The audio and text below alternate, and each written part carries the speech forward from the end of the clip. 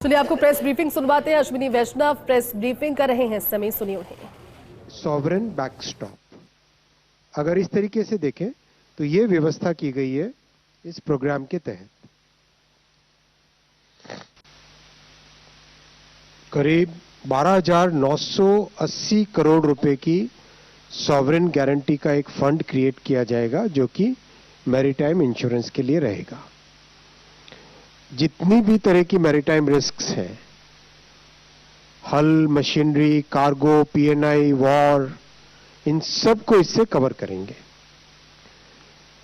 किन वेसल्स को हम कवर करेंगे? जो इंडिया फ्लैग्ड वेसल्स हैं, जो इंडिया कंट्रोल्ड वेसल्स हैं और जो भारत से या तो जिनका ओरिजिन है या डेस्टिनेशन है। और ये 10 साल का पीरियड रहेगा जिसमें 5 साल और एक्सटेंशन किया जा सकता है। वो इसमें 2 टियर्स हैं। एक टियर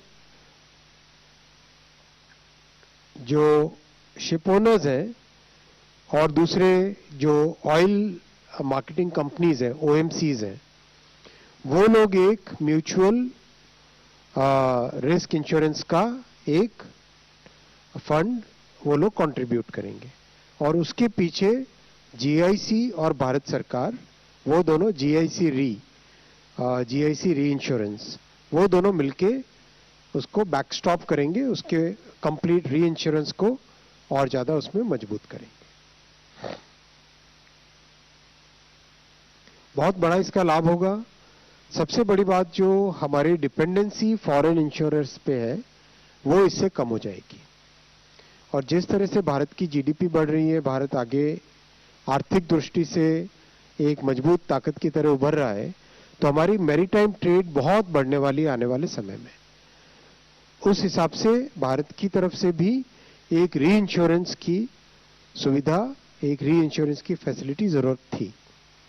अभी री इंश्योरेंस प्रैक्टिकली एक लंदन में और दूसरी स्विट्जरलैंड में, ये 2 जगह पे सारा उनका फोकस है। वहां से बाहर निकल के भारत एक उसमें जुड़ेगा। फॉरेक्स आउटगो भी बचेगा और बहुत जगह जो रेसिप्रोकल इंश्योरेंस कवरेज होती है, यानी 2 देश हो या 2 ग्रुप्स हो, वो आपस में एक से दूसरे को रेसिप्रोकल इंश्योरेंस की जो फैसिलिटी देते हैं, उसमें भी भारत को बड़ा सहयोग मिलेगा।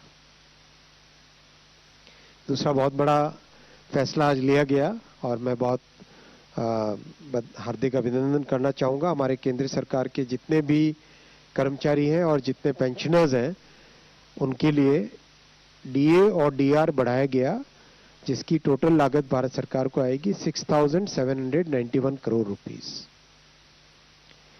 बेसिकली डीए एंड डीआर 1 जनवरी 2026 से 60% ऑफ बेसिक पे हो जाएगा। 2% बढ़ा है, 58 से 60 हुआ है, 60% ऑफ बेसिक पे हो जाएगा। टोटल करीब 50 लाख एम्प्लॉयज हैं और 68 लाख पेंशनर्स हैं भारत सरकार के। इन सब के लिए बहुत बड़ा ये बेनिफिशियल अवार्ड रहेगा। इसका financial implication 6,791 crore rupees per year आएगा। तीसरा बड़ा फैसला लिया है पीएमजीएसवाई 3। हम सब जानते हैं कि श्रद्धेय अटल जी के टाइम में प्रधानमंत्री ग्राम सड़क योजना के नाम से जो रेवोल्यूशनरी स्कीम आई थी, उस